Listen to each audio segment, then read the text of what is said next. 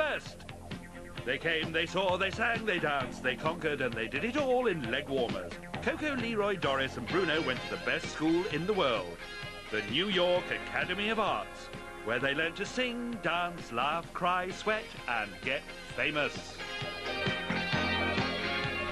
Bruno Martelli was the love interest in Fame, the piano-playing cuddly heartthrob who all teenage girls and their mothers wanted to snog.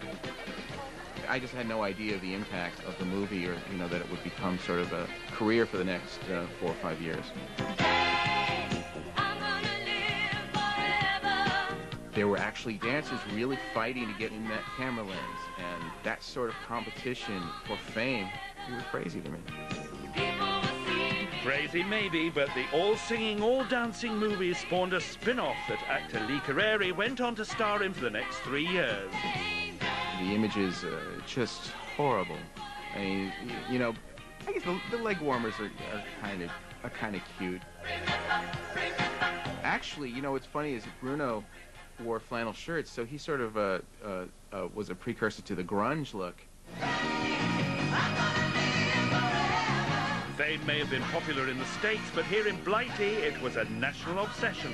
In 1982, a heaving Royal Albert Hall swooned and swayed along to the not at all contrived routines.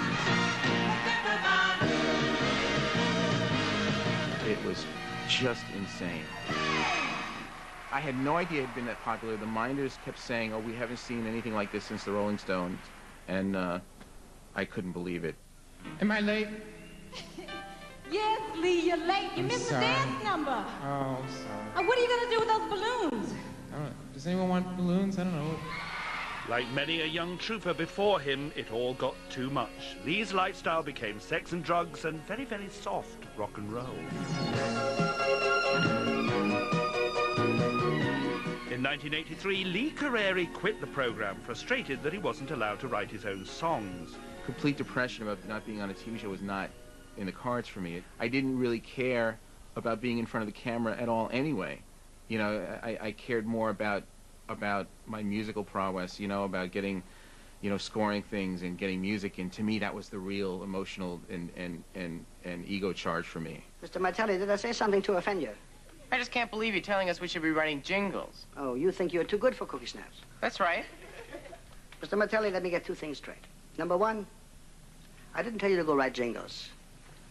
I was only pointing out that they happen to be available as a means for earning a living.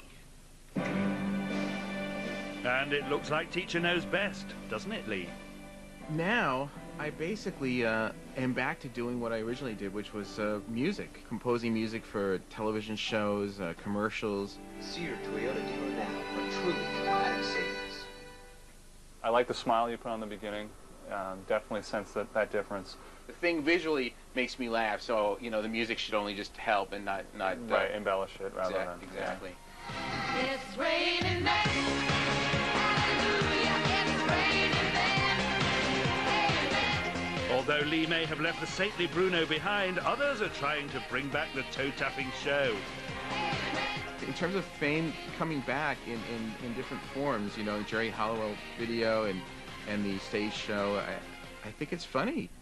You teach us how to laugh. What's really funny is that in real life, Lee has followed the same path as Bruno. But is he grateful for the fame? No one associates me with the music that came out of that show in the 80s. I've never been accused of, you know, composing like the music in Fame. Thank God. I mean, you know, it would just be devastating. It's just... Could we be magic?